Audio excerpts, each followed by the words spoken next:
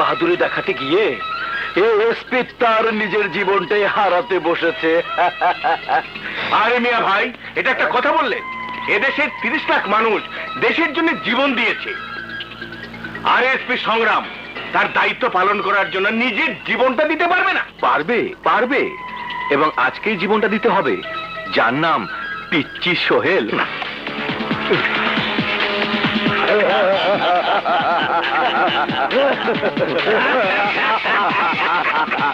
আরে বাঘের বাচ্চা, লাশটা দাফন করে দিয়ে এসেছো তো? সংগ্রামের লাশ আপনারা কোনোদিনই পাবেন না। এই, তুই টাকা নিয়েছিস সোহেল? এই নে তোর টাকা।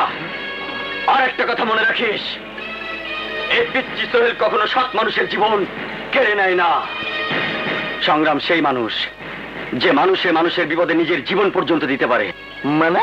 সংগ্রাম বেঁচে থাকবে কারণ ফেরেশতার মতো একজন মানুষ কারো হাতে খুন হতে পারে না।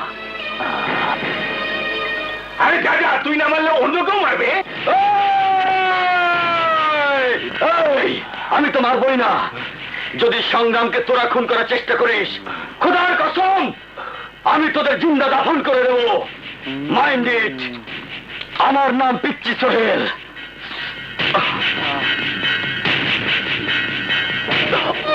সোহেল, না, আমি তোকে কোথাও যেতে দেব না। ছেড়ে দে, আমাকে যেতে দে। যেতে হলে আমাকে সাথে নিয়ে যেতে হবে। সর। ঠিক আছে, আমিও তোকে দেখে নেব তুই কত দূর পর্যন্ত যেতে পারিস।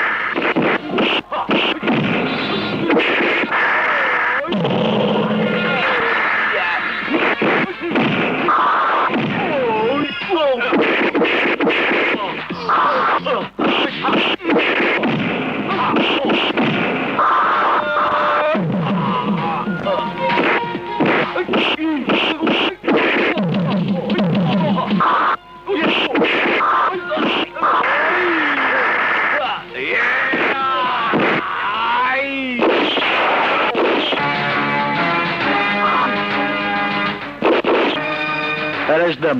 Yes, sir.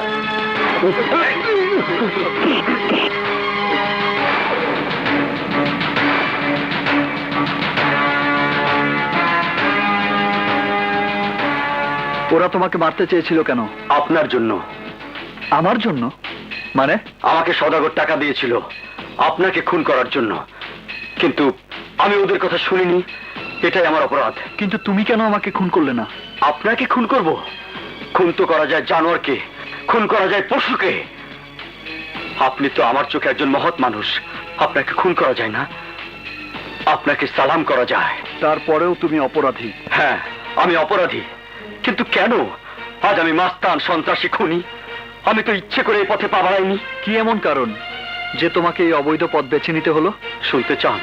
শুনুন, আমারও একটা সুখের সংসার ছিল। আমি ছিলাম রডের দোকানের মালিক। সন্ত্রাসীরা আমার কাছে মোটা অঙ্কের চাঁদা দাবি করে, আমি দিতে অস্বীকার করাই। ওরা আমার উপর আক্রমণ করে। আমার বোন বাধা দিতে এলে ওরা আমার চোখের সামনে আমার বোনকে নির্মমভাবে নির্যাতন করে খুন করেছে। সহ্য করতে না পেরে নিজের হাতে চাপাতি সেলিমকে খুন করে সোজা জেলখানায়। তারপর থেকে জন্ম হয় এই পিচ্চি সোহেলের। তুমি আইনের আশ্রয় নিলে না কেন? আর আইন তো ওদের কেনা গোলাম। মিথ্যে কথা। আইন কারো গোলাম হতে পারে না। আইন সবার জন্য সমান। তুমি নিজেকে আইনের হাতে তুলে দাও, দেখবে আইন তোমার উপর অবশ্যই সুবিচার করবে। আপনি চাইলে আজই আমি আইনের কাছে আত্মসমর্পণ করব। শুধু আত্মসমর্পণ নয়, আপনার জন্য আমি আমার জীবনও দিতে পারি। তবু ওই অপরাধীরা যেন কিছুতেই বাঁচতে না পারে। ওরা তো বাঁচবেই না, সওদাগরের ঘুমও আমি হারাম করে দেব।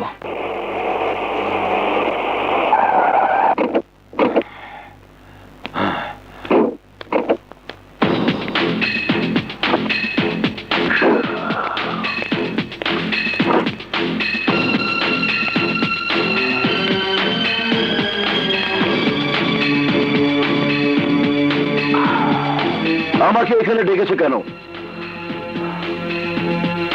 আমাকে খুন করার জন্য সোহেলকে কত টাকা দিয়েছিলেন? সোহেল? কোন সোহেল? সোহেল!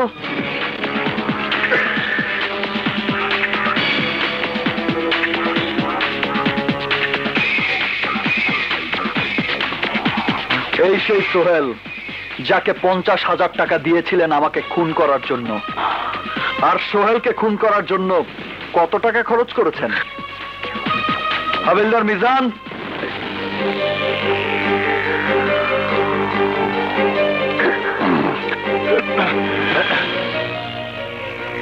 কি মিস্টার রিজাজউদ্দিন, কোর্টে তো চিৎকার করতে করতে গলা ফাটিয়ে ফেলেন, এখন গলা দিয়ে শব্দ বেরোচ্ছে না কেন? দেখুন এসপি সাহেব, প্রমাণ ছাড়া আপনি কাউকে এ ধরনের প্রশ্ন করতে পারেন না।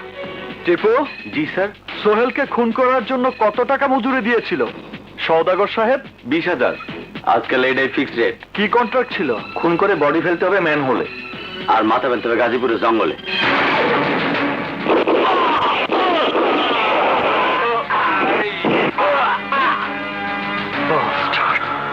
হাবিলদার মিজান, ইয়েস স্যার।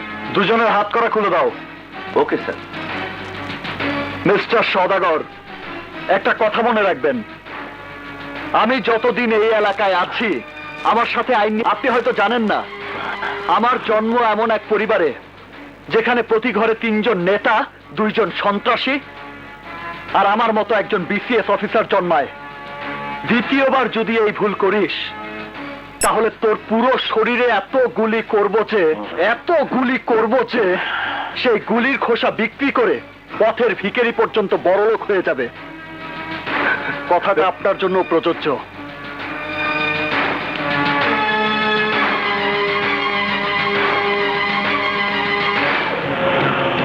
তোর এই ব্যবহার আমার আখেরাত পর্যন্ত মনে থাকবো অফিসার। অমন করে তাকিয়ে আছো কেন? খেয়ে ফেলবে নাকি? খেয়ে ফেলো, তাও ভালো, কিন্তু তোমাকে দূরে দূরে রাখতে আমার যার ভালো লাগছে না। হ্যাঁ নদী, তোমাকে কাছে না পেলে আমারও যে ভালো লাগে না। তাহলে বলো না, কবে আমাদের মিলন হবে? কবে তোমাকে আপন করে কাছে পাবো? কবে তোমাকে বুকে জড়িয়ে ধরে আদর করবো? আই লাভ ইউ সংগ্রাম, আই লাভ ইউ।